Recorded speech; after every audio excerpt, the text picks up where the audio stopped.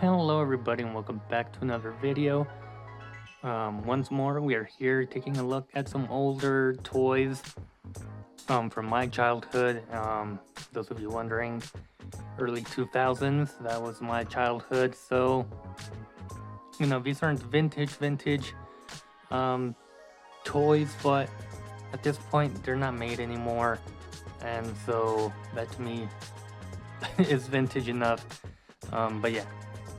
Early 2000s toys is what you'll mostly see out of these videos, of course, unless I buy older stuff. But we have another Decepticon Transformer here.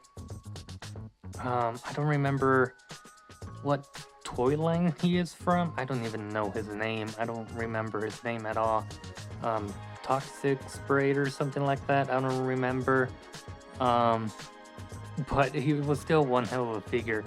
I think for the most part, a lot of the paint still holds up for the most part. Just trying to take a look here real quick. You have the yellow knee pads, or not knee pads, but just yellow knees here. There's some scuffing in there going on, obviously. He has been stored away in different bins and whatnot over the years. But nice Decepticon logo there, and on this side, the back, you can see all the different scratches starting to show up. He's also not the most sturdy Transformer, as you can see there. This wing here just flops down, kind of on its own. You have the arms here, yellow decals. It kind of look like yellow decals, but it is paint. Got some crystal there, or not crystal, but clear plastic there for part of his jet mode. Some vents and whatnot, and then these sort of shoulder pad pieces. Again, clear plastic over here for the front of a jet mode. And yeah, overall, he was a cool looking jet Transformer Decepticon. I really enjoyed this guy, but I think his jet mode is what really impresses me the most. It just looks so good in jet mode. But you have his feet down here, or his toes. You can articulate those. You have a swivel here, single hinge, sort of a knee there. Is it a single hinge or double hinge? It looks like a single hinge. Feet can go out about that much. Can't kick forward. Oh, he does. He can kick. His arms are also on a hinge up here, but they swivel as well. Single jointed arms there. These swivel. No, these do not swivel, unfortunately. And the fists can go in and out, but that's more for transformation. But you can articulate them and whatnot. As you saw, these are removable. These are his blasters, and you can have him holding them on his hands as such, or have them attached there on the arms. But what's most fascinating to me is that these things still work. I don't know where that went. But yeah, that still works. But I think I'm gonna transform him next so we can see him in in his jet mode.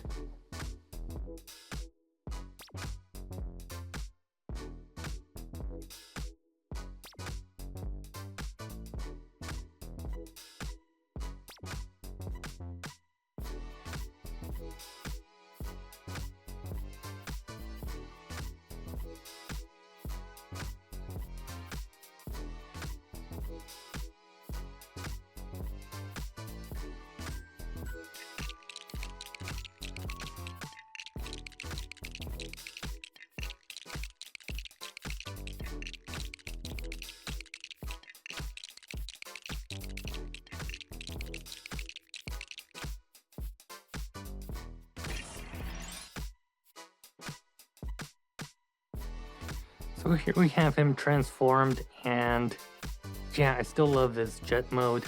For the time, it's such a simple transformation, but it gets the job done, at least in terms of looks. Now their transformations are so much more complicated, and so you have like so many lines and like gaps and different, noticeable things. Which, for this one, you can also notice those things.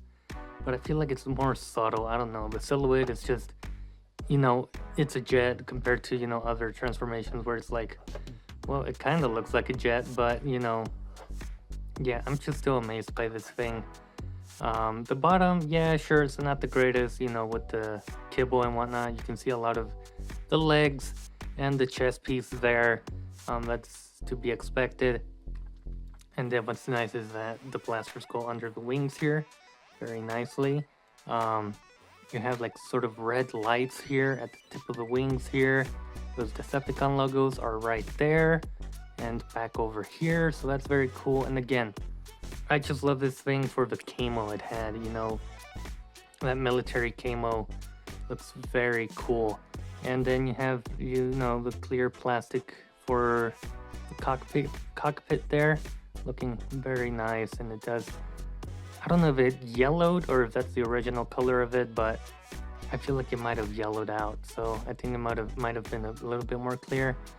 But yeah, that is the jet mode for this Decepticon. Again, I love it. I still one of the toys that I really enjoy looking at. And then you have his head here, so I guess we can take a good look at his head sculpt here. Very Starscreamy, I think.